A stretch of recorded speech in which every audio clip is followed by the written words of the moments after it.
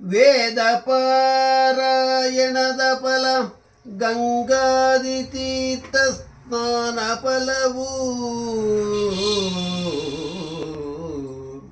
ಕೃಚ್ಛಾದಿ ತಪಸ್ಸಿನ ಫಲವು ಜ್ಯೋತಿಷ್ಠ್ಯೋಮಯಾಗದ ಫಲವು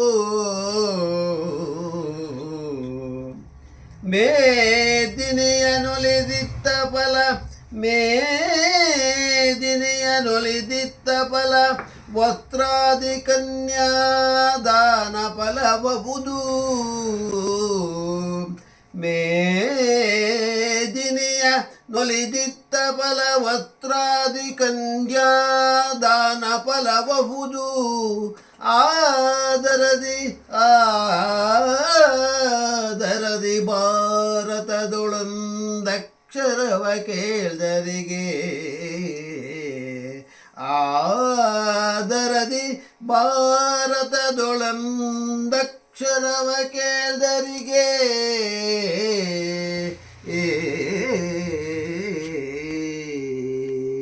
ಸುಮಾರು 70 ನಿಮಿಷಗಳ ಪರ್ಯಂತ ಈ ಒಂದು ಮಹಾಭಾರತ ಚಿಂತನೆ ನಡೆಸಿದ್ದೇವಲ್ಲ, ಇದರ ಫಲವೇನು?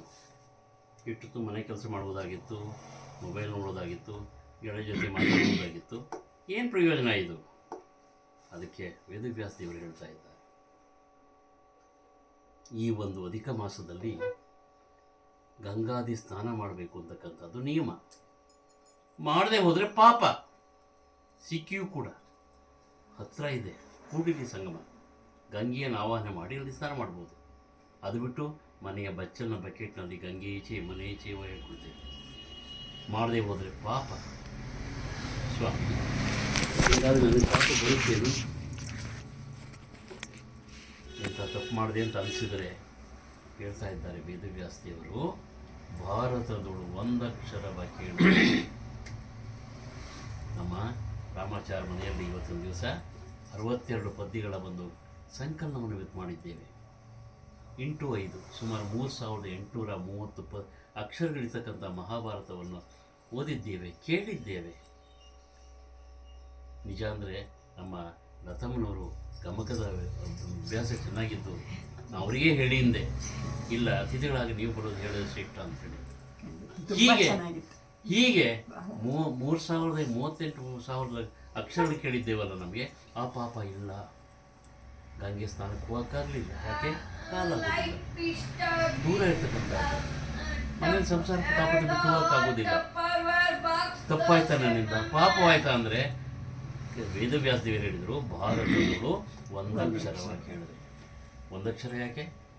38,000 ಅಕ್ಷರ ಕೇಳಿದ್ದೇವೆ, 62 ಪದ್ಯಗಳು ಅಂದಾಗ ಮತ್ತೊಂದು ಹೇಳ್ತಾ ಇದ್ದಾರೆ, ಆಧರಿಸಿ. ಇದೇ ಕಷ್ಟ ನಮಗೆ. ಆಧರಿಸಿ ಅಂದರೆ ಭಕ್ತಿಯಿಂದ, ಶ್ರದ್ಧೆಯಿಂದ. ಅನ್ಯಥಾ ಶರಣಂ ನಾಸ್ತಿ ತ್ವಮೇವ ಶರಣಂ ಮಮ. ಆಧಾರ ಬೇಕು, ಭಕ್ತಿ ಬೇಕು. ಇದು ಯಾವುದೋ ಒಂದು ಹುಡುಗಿ 32 ಜಗನ್ನಾಥದಾಸರ ಪದ್ಯಗಳನ್ನು ಬಾಯಲ್ಲಿ ಹೇಳ್ತಾಳಂತೆ, ಕಂಠಸ್ಥ ಮಾಡ್ಕೊಂಡು ಹೇಳ್ತಾಳಂತೆ. ಮನೇಲಿ ಓಡಾಡ್ಕೊಂಡು ಇರ್ಬೇಕಾದ್ರೆ, ಕಾಲೇಜಿಗೆ ಹೋಗ್ಬೇಕಾದ್ರೆ ಹೇಳ್ತಾಳಂತೆ. ಅದಕ್ಕೂ ಪುಣ್ಯ ಬರ್ತಿ ಇಲ್ಲ ಅಂತಲ್ಲ, ಆದರೆ ದಾಸಿ ಹೇಳಿರ್ತಕ್ಕಂಥದ್ದೇನೋ ಹರಿಕಥಾಮೃತ ಸಾರ ಗುರುಗಳ ಕರ್ಣದಿಂದ ಅಪನಿತು ಬೇರೆಯ ಪರಮ ಭಗವದ್ಭಕ್ತರು ಇದನ್ನು ಕೇಳುವುದು. ಅದೇ ಕಷ್ಟ ನಮಗೆ. ಏನೋ 1 ಗಂಟೆ ಹೇಳಿದ್ದೇವೆ, ಎಷ್ಟಾದರೂ ಇದೆಯೋ ಗೊತ್ತಿಲ್ಲ. ಆ ಶಕ್ತಿ ನಮಗೆ ಕೊಡಲಿ. ಈ ಮಹಾಭಾರತ ಕೃಷ್ಣನ ಕಥೆ, ಈ ಮಹಾಭಾರತ ನಮ್ಮ ವೇದವ್ಯಾಸ ದೇವರ ಕಥೆ, ಈ ಮಹಾಭಾರತ ನಮ್ಮ ವಾಯುದೇವರಾಗಿರ್ತಕ್ಕಂಥ ಮಧ್ವಾಚಾರ್ಯರ ಕಥೆ, ಭೀಮನ ಕಥೆ. ಅದಕ್ಕಿಂತ ಹೆಚ್ಚಾಗಿ ಈ ಮಹಾಭಾರತ ಅಂತಕ್ಕಂಥದ್ದು ದ್ರೌಪದಿ ದೇವಿ ಕಥೆ. ಭವತಿ ಯದನುಭಾವಾದೀಡ ಮೂಕೋಪಿ ವಾಗ್ಮಿ ಜಡಮತಿರ್ಪಿ ಜಂತುರ್ಜಾಯತೆ ಪ್ರಾಜ್ಞಮೌಲಿ ಸಕಲ ವಚನ ಚೇತೋ ದೇವತಾ ಭಾರತೀ ಸಹ ನನ್ನನ್ನು ಆಗಿಲಿಂತ ಹೇಳಿದ್ದಳು ಅವಳು. ನಾನು ನನ್ನ ಯೋಗ್ಯತೆ ಏನಿತ್ತು? ಭಾರತೀ ದೇವಿ ತಲೆ ಮೇಲೆ ಕೈ ಇಟ್ಟರು ಮಾತ್ರ ಜಗನ್ನಾಥದಾಸ ಜೀವನದಲ್ಲಿ ಒಂದು ಚರಿತ್ರೆ ಆಗುತ್ತೆ. ಅವರು ವೈಕುಂಠದಾಸರ ಮನೆಗೆ ಹೋದಾಗ, ದಾಸರೇ ನೀವು ಬರೇ ಚಪ್ಪಾಳೆ ಹೊಡ್ಕೊಂಡು ಕಾಲಿಗೆ ಹೆಜ್ಜೆ ಕಟ್ಕೊಂಡು ಕುಡಿಯೋರೇ ಹೊರತು ನಿಮಗೆ ವೇದಾಗಿದ ಬರೋಲ್ಲ, ನಿಮಗೆ ಸುಧಾ ಅಂತೂ ಬರೋದೇ ಇಲ್ಲ.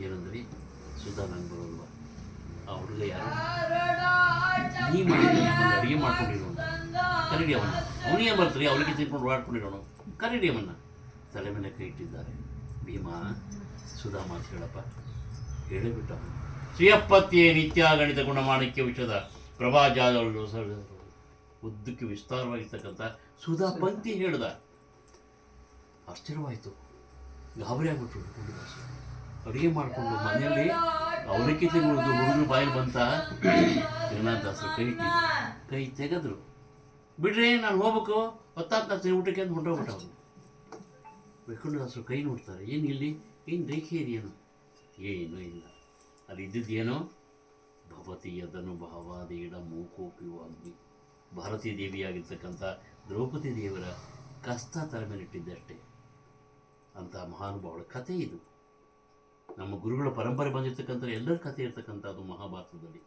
ಅದಕ್ಕೆ ಹೇಳಿದ್ದು ಇಲ್ಲಿ ಇಲ್ಲದ್ದು ಎಲ್ಲೂ ಇಲ್ಲ ಅಂತ ಉತ್ಕೃಷ್ಟವಾಗಿರ್ತಕ್ಕಂಥ ಗ್ರಂಥ ಇದು ನಾವು ಗಂಗಾ ಸ್ನಾನ ಏನು ಮಾಡಿದ್ವು ಅಷ್ಟೇ ಪುಣ್ಯ ಕೊಡ್ತಕ್ಕಂಥದ್ದು ವೇದ ಹಿಡಿತಕ್ಕಂಥ ಪುಣ್ಯ ಕೊಡ್ತಕ್ಕಂಥದ್ದು ಅಂತ ಹೇಳಿಬಿಟ್ಟು ಇವತ್ತಿನ ಈ ಭಾಗಕ್ಕೆ ಮಂಗಳ ಹೇಳ್ತೇನೆ ನಾಳೆ ದಿವಸ ಇದನ್ನು